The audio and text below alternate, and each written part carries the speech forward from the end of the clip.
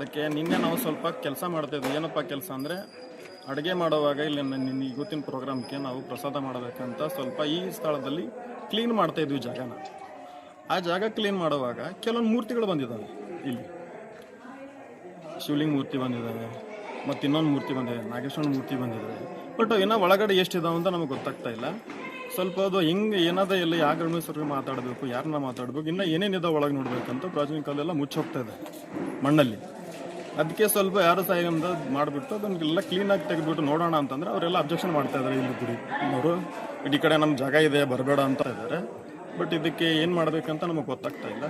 ಸ್ವಲ್ಪ ಅನ್ನದ ದಾಸೋಹ ಮಾಡಬೇಕಂತ ಮಾಡಿ ಕ್ಲೀನ್ ಮಾಡುವಾಗ ಕೆಲವು ಮೂರ್ತಿಗಳು ಬಂದಿದ್ದಾವೆ ಇಲ್ಲಿ. ಆ ಮೂರ್ತಿಗಳು ಅಲ್ಲೇ ಇಟ್ಟಿದ್ಬಿಟ್ಟಿದ್ವಿ, ಅವು ಏನು ಗೊತ್ತಾಗ್ತಾ ಇಲ್ಲ. ಈಗ ಇನ್ನೂ ಎಷ್ಟು ಮೂರ್ತಿಗಳು ಅಂತ ನಮಗೆ ಗೊತ್ತಿಲ್ಲ ಕೆಳಗಡೆ. ಅದನ್ನು ಮಾಡಬೇಕಂತ ಪ್ರಯತ್ನ ಮಾಡ್ತಾ ಇದ್ವಿ. ಕೆಲವೊಬ್ರು ಬಂದು ನಾವು ಅಬ್ಜೆಕ್ಷನ್ ಮಾಡಿದ್ದಾರೆ. ಬಟ್ ಆ ಅಬ್ಜೆಕ್ಷನ್ಗೆ ಈಗ ಯಾರು ನಾವು ಕೇಳಬೇಕು, ಏನು ಶಾಸ್ತ್ರಿಗೆ ಕೇಳಬೇಕಾ, ಇಲ್ಲ ತಹಶೀಲ್ದಾರಿಗೆ ಕೇಳಬೇಕಾ, ಇಲ್ಲ ಇಲ್ಲಿ ಯಾರಿಗಾದ್ರೂ ಕಂಪ್ಲೇಂಟ್ ಗ್ರಾಮ ಪಂಚಾಯತ್ ಕೊಡಬೇಕಾ ಅಂತ ನಮ್ಗೆ ಗೊತ್ತಾಗ್ತಾ ಇಲ್ಲ. ಇದು ಮೂರ್ತಿಗಳು ಮತ್ತೆ ಮುಚ್ಚಿ ಹೋಗ್ತಾ ಇದ್ದಾವೆ.